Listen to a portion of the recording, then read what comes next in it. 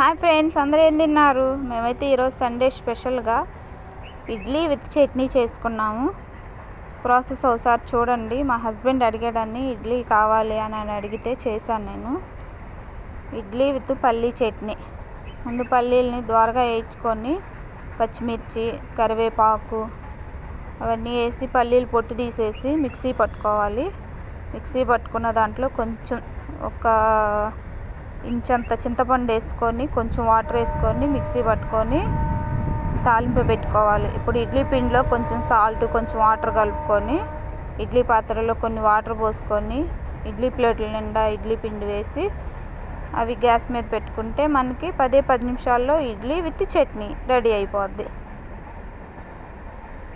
చాలా ఫాస్ట్గా క్విక్గా అయ్యే వంట ఏంటంటే ఇడ్లీని నైట్ పిండి వేసి పెట్టుకుంటే చాలు, మార్నింగ్ చేసుకోవచ్చు.